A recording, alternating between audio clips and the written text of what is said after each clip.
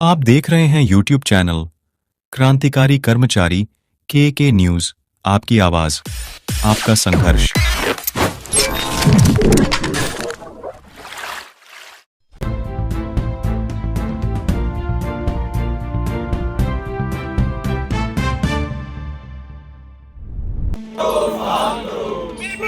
जिंदाबाद जिंदाबाद जिंदाबाद जिंदाबाद जिंदाबाद जिंदाबाद पेंशन बहाल करो बहाल करो बहाल करो पुरानी पेंशन बहाल करो बहाल करो बहाल करो हमारी पेंशन बहाल करो बहाल करो बहाल करो।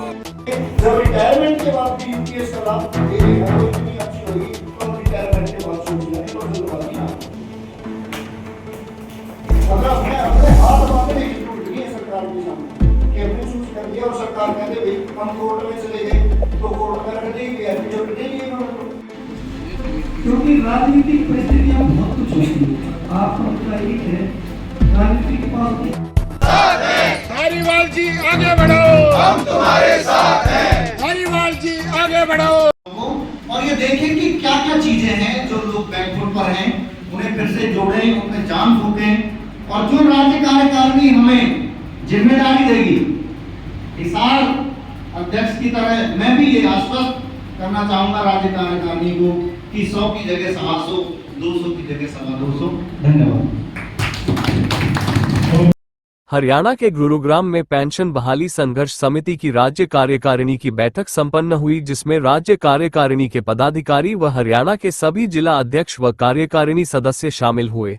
बैठक की अध्यक्षता प्रदेशाध्यक्ष विजेंद्र धारीवाल ने की तथा कार्यक्रम का संचालन प्रदेश महासचिव ऋषि नैन ने किया। इस अवसर पर प्रदेश कार्यकारिणी प्रदेश मुख्य सलाहकार डॉक्टर प्रमोद ईष्टकान, वरिष्ठ उपाध्यक्ष अनूप लाठा, प्रदेश उपाध्यक्ष देवराज बाल्यान, प्रदेश ऑडिटर विजय भूना, डॉक्टर अरविंद आदि उपस्थित थे। पेंशन बहाली संघर्ष समिति ने अपने आंदोलन की समीक्षा की तथा कुछ महत्वपूर्ण फैसले भी सर्वसम्मति से लिए गए। प्रदेश अध्यक्ष विजेंद्र धारीवाल ने कहा कि हरियाणा में फिर से पुरानी पेंशन आंदोलन के लिए जागरूकता अभियान चलाया जाएगा। ने कर्मचारी व अधिकारियों को समिति के साथ जोड़ा जाएगा। विभागों में पहुंचकर आंदोलन के विषय में जानकारी प्रदान की जाएगी। साथ ही एनपीएस व यूपीएस के दुष्परिणामों को भी बताएंगे। और तमाम जिलों से आए हुए मेरे जिला प्रधान साथियों और उनकी टीम, आप सभी का गुड़गांव की इस पावन धरा पर पहुंचने पर मैं आपका हार्दिक अभिनंदन करता हूं। और ये हमारा भी सौभाग्य रहा कि महासचिव जी ने 2-3 दिन पहले ही हमें ये आयोजन करने का अवसर प्रदान किया और इन्होंने कहा कि मंडल स्तरीय करेंगे। तो हम ये आसपास की 4-5 डिस्ट्रिक्ट आएंगे, चलो ठीक है, लेकिन अगले ही दिन महासचिव जी ने कहा कि ऐसा हम राज्य स्तरीय करेंगे। तो ये हमारे लिए किसी अवसर से कम नहीं, क्योंकि हम काफी टाइम से लंबे अरसे से यही चाह रहे थे कि गुड़गांव में भी हमको कोई मेजबानी करने का अवसर मिले। तो इसके लिए राज्य कार्यकारिणी का मैं बार-बार धन्यवाद करता हूँ। आप सभी का भी धन्यवाद करता हूँ कि जो आप इतनी दूर से आप यहाँ पे पधारे। हमारा सौभाग्य था तो कई बार साथियों से होता था, यहाँ से जाने के बाद कहते भाई 70 नहीं तो तुम्हारे, लेकिन वही दिन मिलना मुझे हमारा आज ये अवसर मिला कि यहीं पे हमें मिलने का अवसर मिला। तो अब जैसे कि 1 मई का जो कार्यक्रम पर रखो भरोसा, नैन पर एतबार करो, ऋषि नैन पर एतबार करो, ऋषि नैन पर एतबार करो।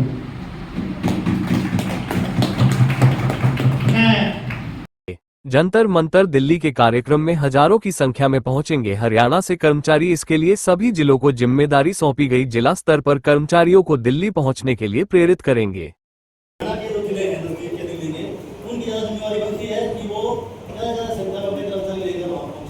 ताकि हम अपनी यूपीएस की मांग को ज़्यादा से कर सकें और नेताओं तक अपनी मांग पहुंचा सकें।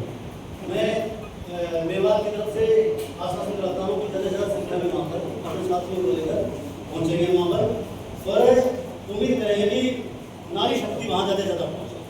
धन्यवाद।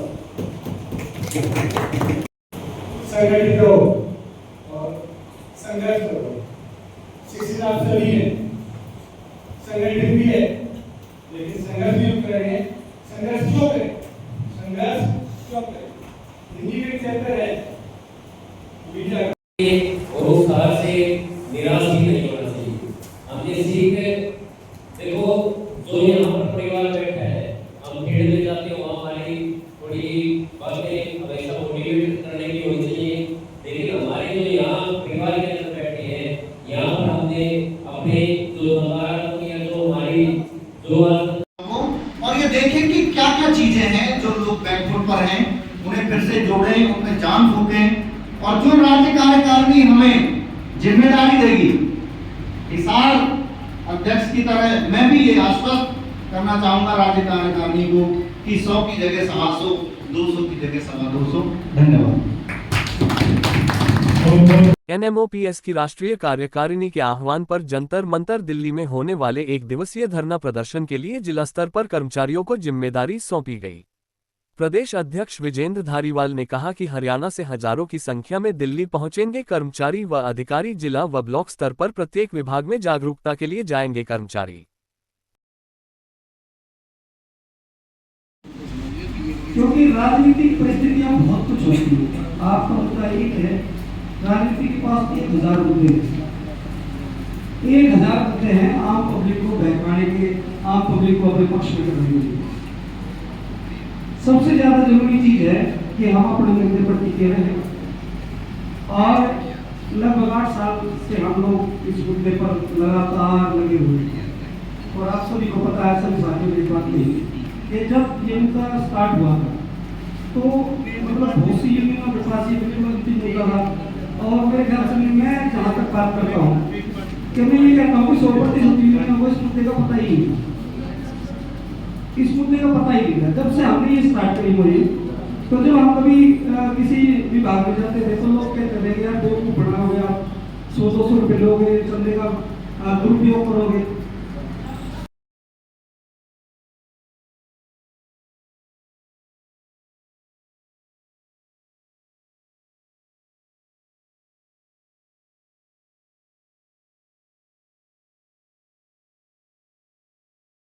बहाली संघर्ष समिति की जब शुरुआत हुई, इसकी शुरुआत के दौरान जब हम कई साथियों से मिलते थे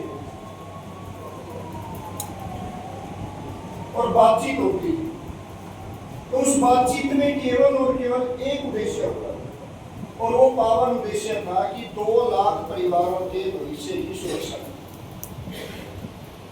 वरना संगठन बढ़ते हैं, कई बार संगठन बढ़ते हैं कि एक संगठन पहले से चल रहा है, दूसरा उससे नाराज हो गया, वहां कोई पावन उद्देश्य नहीं होता।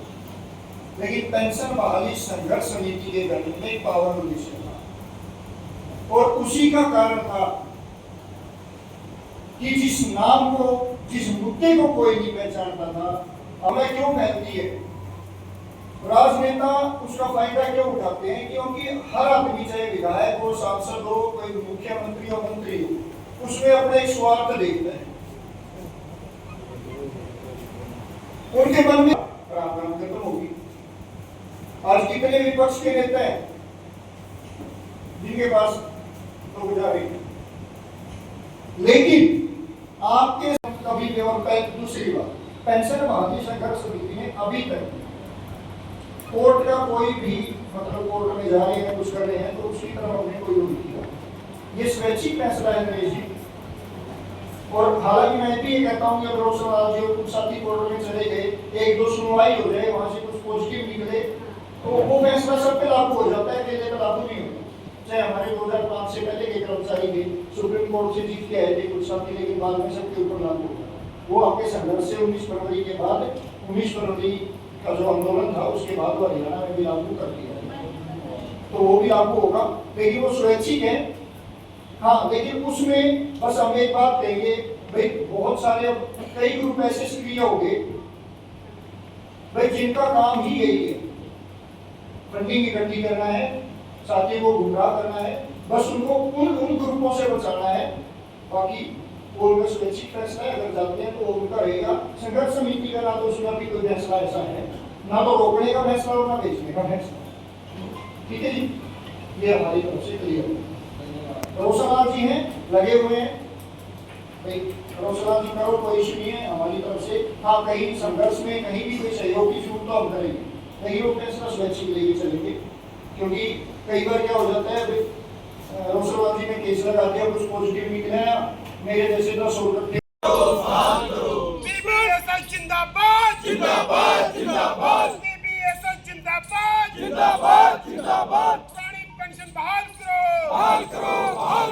पुरानी पेंशन बहाल करो हमारी पेंशन बहाल करो हमारी पेंशन बहाल करो We want OPS we want OPS हमें चाहिए OPS हमें चाहिए OPS सीबीएसई जिंदाबाद सीबीएसई जिंदाबाद सीबीएसई जिंदाबाद हमारे साथी जिंदाबाद हमारा संगठन जिंदाबाद साझा मंच जिंदाबाद भाईचारा जिंदाबाद हमारी मांग जिंदाबाद हमारा मुद्दा जिंदाबाद We want OPS We want OPS देश भर के पेंशन आंदोलन व सरकारी कर्मचारियों की खबरों से जुड़े रहने के लिए चैनल को सब्सक्राइब अवश्य करें तथा बेल आइकन बटन अवश्य दबाएं।